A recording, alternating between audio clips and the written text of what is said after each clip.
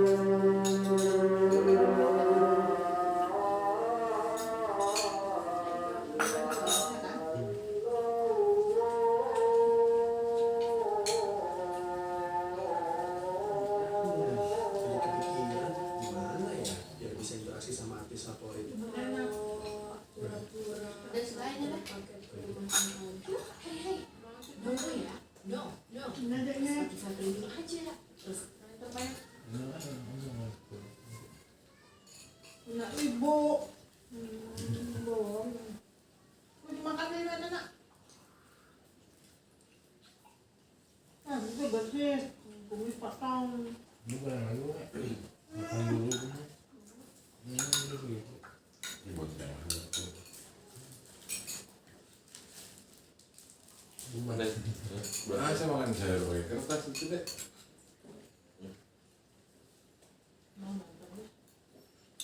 Benar.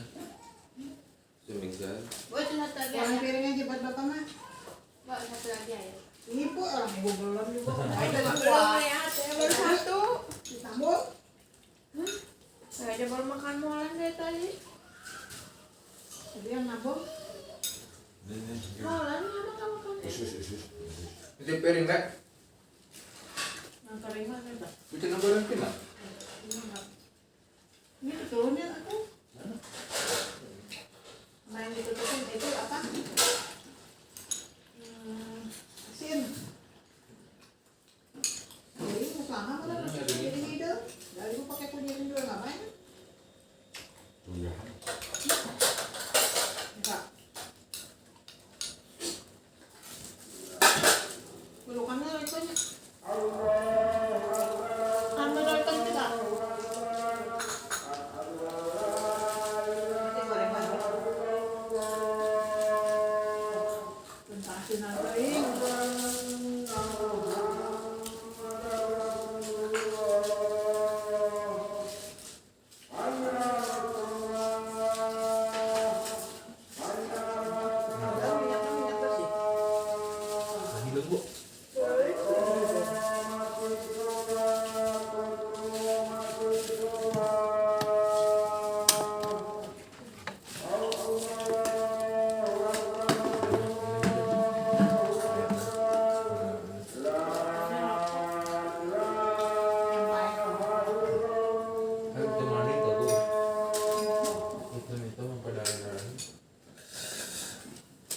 mana itu? Jadi itu tadi makan krem-krem. Ada banyak. 4 itu tadi Dede. Kremnya malah resep.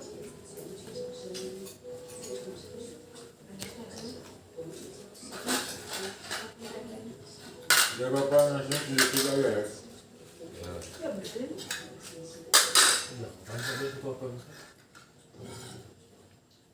Apa Dede? Johnny Inggris sekarang ada intelijen Inggris yang terkenal ceroboh Kasih bawa yang dikutin sini. saat menaiki tangga yang dipegang oleh seekor anjing, tetapi dengan sigap mengalihkan perhatian orang itu Ini di mangkok yang ditutupin. buat bapang kok. Eta yang putih. setelah masuk dia disergap oleh dinas penjaga, namun berhasil melumpuhkan mereka dengan daya maksa yang hidup tetapi efektif. Bapak ada pengen di sana? Oh, tengah aja. Saat hendak mengambil dokumen dalam sebuah kotak, Johnny dikejutkan oleh Bener, baru. kemunculan seorang wanita seksi yang langsung menodongkan pistol ke arahnya. Wanita itu mengenalinya sebagai agen uang dan mengaku telah lama menantikan pertemuan ini. Dengan percaya diri, Ada kenyang sapi pun ada daging kok. membayangkan dirinya tentu menang hingga membuatnya tak berkutik. Cuci-cuci besok kan sini hujan. Tapi semua itu hanyalah khayalan Johnny. Ibu mana? Kenyataannya, ia bukan agen lapangan, melainkan hanya seorang agen yang menangani misi bagi agen sungguhan. Di kantor Johnny dan rekannya Bob bertugas memberikan dokumen misi kepada agen Wan yang dijadwalkan tepat pada hari Selasa itu. Mereka mengerahkan dengan cara dramatis agen itu melempar ke mesin. Penting kayak bu. Iya. Johnny memastikan semua dokumen, termasuk kode akses kapal selam telah lengkap. Saat berpamitan, agen Wan dengan misterius menolak memberitahu detail misinya lebih lanjut, meninggalkan Johnny dan Bob yang hanya bisa berhayal tentang dunia intelijen yang jauh lebih seru dari pekerjaan mereka yang sebenarnya.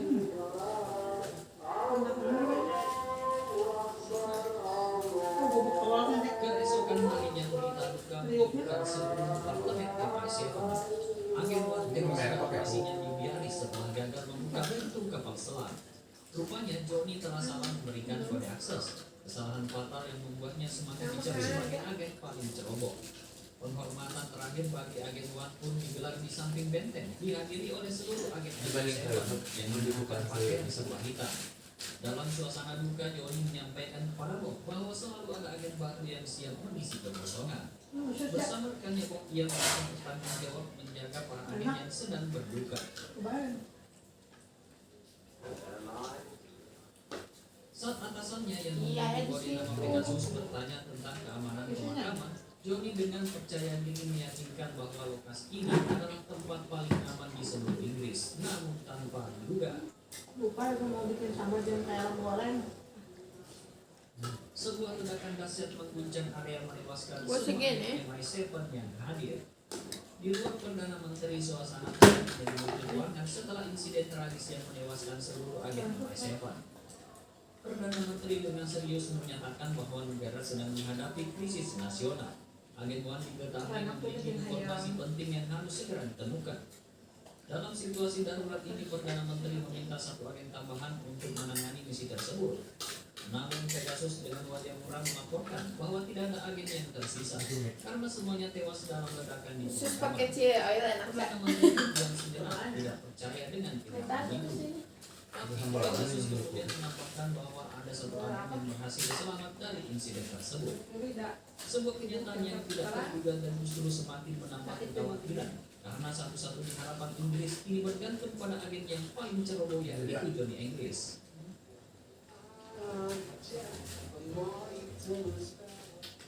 Johnny tiba di kantor Pegasus dengan penuh percaya diri, menyatakan niatnya untuk bertemu langsung.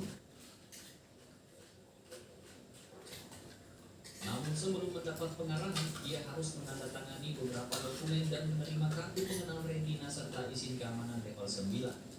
Saat menunggu, Johnny melihat sebuah pulpen di atas meja dan teringat akan pulpen berteknologi tinggi yang dulu dimiliki para agen.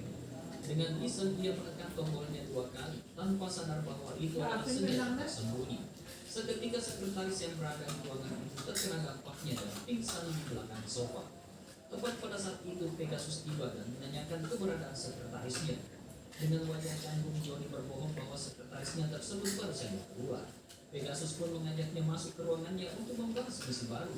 Di dalam, Pegasus menjelaskan bahwa agen Wang meyakini adanya rencana pencurian permata mahkota. Permata tersebut tengah dalam proses restorasi dengan biaya besar. Sebagian didanai oleh sponsor utama Pascal Sauvet, seorang Taiwan asal Prancis yang memiliki kerajaan bisnis penjara senilai miliaran pound sterling di berbagai negara. Meskipun Perdana Menteri mempercayai Sauvet sebagai sahabat Inggris, Johnny merasa ada sesuatu yang mencurigakan. Pegasus kemudian memberikan instruksi, Johnny harus mengawasi peresmian restorasi permata mahkota di Menara London malam itu. Dia harus memastikan tidak ada celah keamanan sekecil apapun. Dengan penuh keyakinan, Johnny menerima tugas tersebut, menegaskan bahwa kata kesalahan tidak ada dalam kamusnya, meskipun sekarang tidak sebaliknya. Pada malam harinya, Johnny tiba di Tower of London dengan transportnya.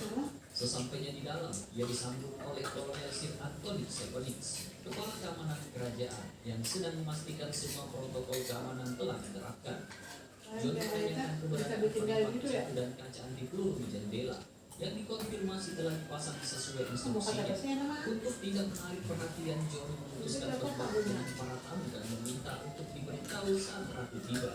Tak lama asistennya Bob muncul dan bertanya apakah dia perlu menemani Johnny. Johnny menyuruhnya memeriksa atap sebelum bergabung.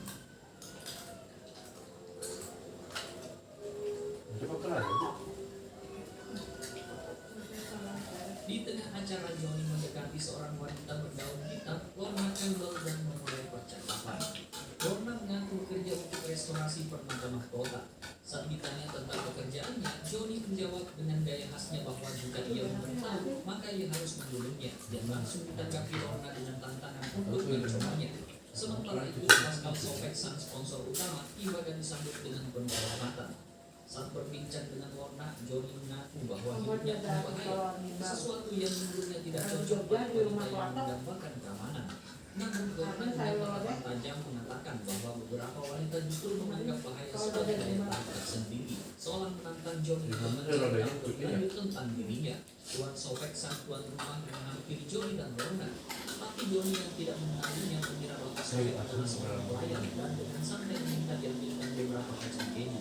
Saat Johnny kembali berbicara dengan Lorna, wanita itu menyatakan bahwa Johnny jelas belum pernah bertemu dengan mereka. Johnny yang belum menyadari kesalahannya justru mengungkapkan ketidaksukaannya terhadap Sauvet, si orang Prancis, bahkan mengatakan bahwa dia lebih memilih yang tertusuk kasus raksasa daripada harus berbahasa-basi dengan seseorang yang sombong dari negara tersebut. Nanti selang waktu. Satu-satunya hal yang pantas dijadikan tuan rumah oleh orang Prancis adalah invasi. Tiba-tiba, sebuah suara memotong percakapan mereka. Sauvet memperkenalkan dirinya sebagai Pascal Sauvet, orang Prancis yang sombong, membuat Johnny menyadari kekeliruannya. Lorna langsung menunjukkan ketertarikannya dengan mengatakan bahwa ia sudah lama ingin bertemu dengan Sauvet. Sauvet kemudian beralih ke Johnny dan menyatakan bahwa ia sudah banyak mendengar tentangnya. Dengan nada bercanda, ia mengaku bahwa dirinya sendiri tidak terlalu menyukai orang Prancis, tetapi memintanya untuk merahasiakannya. Sebagai balasan atas sikap Johnny sebelumnya, Sauvet menawarkan diri untuk mengambilkan kacang yang meminta. Johnny yang merasa canggung mencoba menolak, tetapi Sauvet bersikeras. Ia bahkan menyindir bahwa orang Prancis sebenarnya adalah pelayan yang luar biasa, bahkan yang terbaik di dunia. Johnny semakin panik dan berusaha menghentikannya, tetapi Sauvet tetap bersikeras melayaninya. Saat Sauvet berpidato di ruangan lain, seorang pria tampak mencoba menyabotase setempat itu. Sauvet dengan penuh kebanggaan menyambut para hadirin dalam acara yang berlangsung di Menara London miliknya, tempat yang dikenal sebagai penjara paling terkenal di dunia dan lokasi penyimpanan mahkota kerajaan yang terkunci dengan aman. Ia mengungkapkan rasa terima kasih atas kesempatan yang diberikan kepadanya berkontribusi dalam restorasi mahkota tersebut. Dengan bangga, ia menyatakan bahwa mahkota ini adalah simbol tertinggi dan terbaik sebagaimana diungkapkan dalam pepatah Prancis. Namun sebelum ia menyelesaikan pidatonya, tiba-tiba semua lampu padam menciptakan kepanikan di antara para tamu.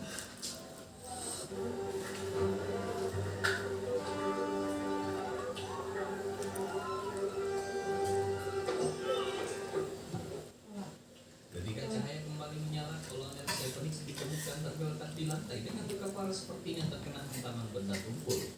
Untuk menghindari masalah, Johnny pun mengaku kalau penyerangnya lari ke dalam ruangan itu. Dengan sigap, ia mengambil tindakan dan memerintahkan Bob untuk menjaga pintu. Padahal mananya ya. Masih bodoh.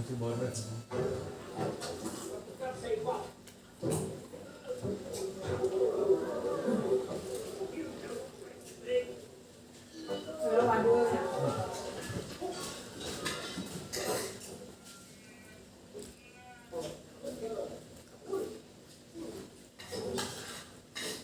Dengan cerdik, ia mulai berakting seolah sedang bertarung dengan penyerang yang tak terlihat. Untuk menambah dramatisasi, ia menggunakan saus tomat agar terlihat seperti mengalami luka akibat perkelahian. Setelah menyelesaikan aksinya, ia mengumumkan dengan penuh percaya diri bahwa penyerang telah berhasil dikalahkan. Para hadirin pun bertepuk tangan mengapresiasi aksinya.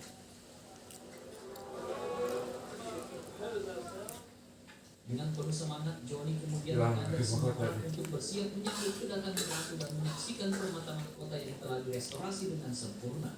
Namun saat ia menekan tombol untuk membuka tempat penyimpanan mahkota, kejutan besar pun terjadi. Mahkota tersebut sudah tidak ada di tempatnya. Nah, ngeri nak. Johnny kemudian dipanggil anak Pegasus untuk membahas insiden yang baru saja terjadi. Pegasus dengan nada serius menyatakan bahwa kejadian ini adalah sebuah bencana. Johnny pun setuju sepenuhnya. Dengan penuh urgensi, Pegasus menekankan bahwa mereka harus segera mendapatkan kembali permata yang hilang. Pegasus meminta Johnny memberikan informasi mengenai penyerang, karena setelah dilakukan pemeriksaan, pria tersebut sudah tidak ditemukan di dalam ruangan. Johnny menggambarkan bahwa pelaku adalah seorang profesional dan kemungkinan besar melarikan diri ketika terlibat. Namun Pegasus menegaskan bahwa penyerang itu adalah satu-satunya petunjuk yang mereka miliki, sehingga mereka harus menemukannya secepat mungkin. Tak lama kemudian, Roger dari dukungan data dipanggil untuk membantu membuat sketsa wajah berdasarkan deskripsi Johnny.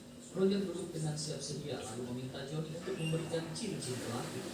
Berpikir cepat, ia pun mulai mengarang cerita berdasarkan objek yang ada di sekitarnya bahwa pria itu memiliki badan besar, rambutnya berwarna orange dan keriting atau lebih tepatnya setimpuk.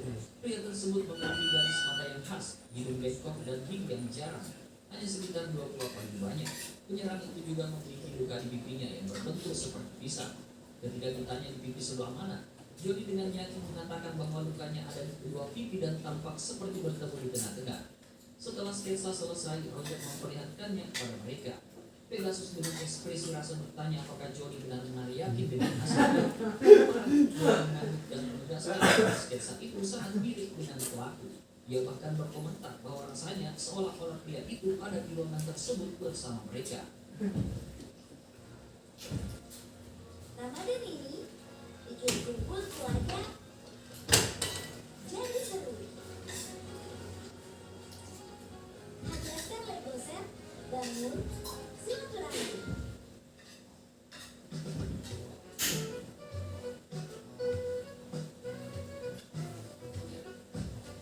Sekali TV, Booster. Terima kasih dengan sangat dalam 1 tahun Anda bekerja. Efisiensi saudara, reformasi saudara, dan melahirkan hasil Dengan talaknya di Kalimantan ya. daripada tahun 2024. Di Indonesia ada tentang Namanya apa? Kemudian seperti bangsa.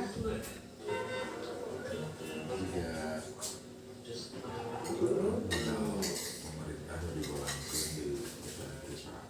Singkat cerita, Johnny dan Bob tiba di TKP dan langsung mulai menganalisis situasi. Johnny dengan penuh percaya diri mengajukan pertanyaan mendasar tentang bagaimana pensiun dapat menembus lingkungan yang menjaga ketat dan berhasil melarikan diri dengan permata. Ia meyakini bahwa meskipun pertanyaan tersebut tampak sederhana, jawabannya pasti kompleks. Saat tengah menjelaskan teorinya, Johnny berdiri tepat di tepi lubang di bawah etalase mahkota yang digunakan oleh pencuri untuk masuk tanpa menyadarinya. Ia hampir jatuh tetapi Bob dengan sigap menahannya. Untuk menginvestigasi lebih lanjut, Johnny meminta Bob turun ke dalam lubang tersebut. Bob pun masuk tetapi segera menyadari bahwa lubang itu semakin menyempit, membuatnya khawatir akan terjepit. Johnny menenangkannya dan mendorongnya untuk terus bergerak. Namun ketakutan Bob terbukti benar, ia akhirnya benar-benar terjepit di dalam terowongan. Melihat rekannya dalam kesulitan, Johnny memutuskan untuk turun membantu, meskipun Bob sempat memperingatkannya. Tanpa perhitungan matang, Johnny meluncur ke bawah dan mendarat tepat di atas Bob di sebuah ruang. Setelah memastikan mereka berdua baik-baik saja, Johnny mencoba mencari jalan keluar. Kegelapan yang mengelilingi membuat mereka kesulitan melihat apapun. Johnny pun mengklaim bahwa teknik mantra sonik dari para Misudemuri dapat membantunya melihat dalam gelap melalui pantulan suara. Dengan penuh keyakinan, ia mulai menyanyikan nada E, berharap bisa mendapatkan gambar mengenai ruangan tersebut. Tapi eksperimen ini berakhir dengan Johnny menabrak sesuatu. Tidak lama setelah itu mereka melihat cahaya samar dan mencoba mendekat ke arahnya. Perlahan-lahan mereka memanjat dan akhirnya berhasil mencapai ujung lubang yang membawa mereka ke sebuah ruangan tersembunyi. Di dalamnya mereka melihat dua pria yang tengah berusaha mengamankan mahkota curian. Johnny langsung mengambil tindakan menolak untuk memanggil bantuan karena tidak ingin pihak kepolisian mendapatkan penghargaan atas penangkapan tersebut. Ia keluar dari persembunyian dan menodongkan pistolnya ke arah para pencuri, memperkenalkan dirinya sebagai agen MI7 dengan percaya diri. Ia kemudian menjelaskan kepada Bob bahwa otak penjahat yang tumpul dan tidak kompeten tidak mungkin bisa menyaingi keahlian teknis mereka. Namun momen kemenangan itu belum pendek. Senjata Johnny tiba-tiba mengalami malfungsi membuat bilik pistolnya